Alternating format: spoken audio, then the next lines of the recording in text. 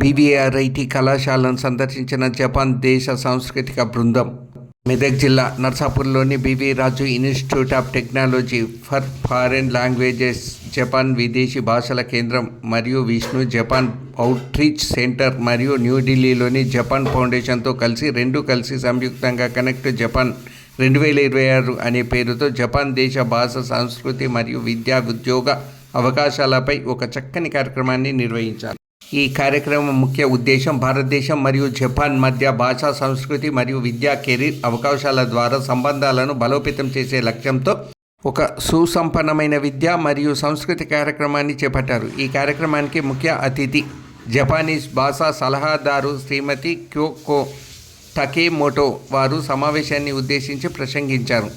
Online Japanese భాష యొక్క ఆవశ్యకతను తెలియచేయటం ద్వారా ప్రపంచ కెరీర్లను నిర్మించడంలో సాంస్కృతిక అవగాహన, భాషా విద్య యొక్క ప్రాముఖ్యతను విద్యార్థులకు వివరించారు.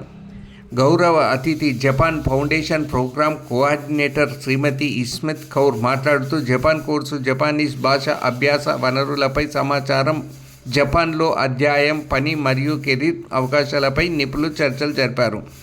ఇంటరాక్టివ్ ఒరిగామి వర్క్ షాప్ విద్యార్థులకు ఆచరణాత్మక సాంస్కృతిక అనుభవాన్ని తెలియచేశారు.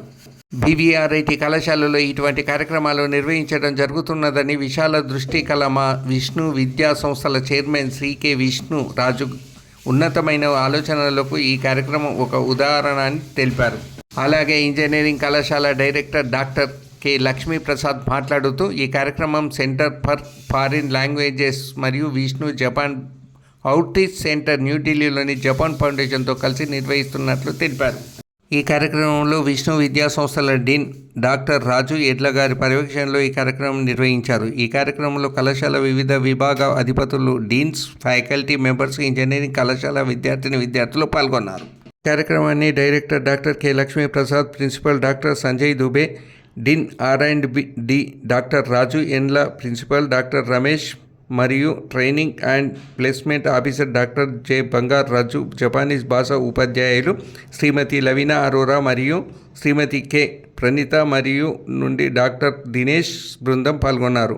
కళాశాల manager Shri Bapiraju, administration officer Suresh గారి పర్యవేక్షణలో ఈ కార్యక్రమాన్ని నిర్వహించారు.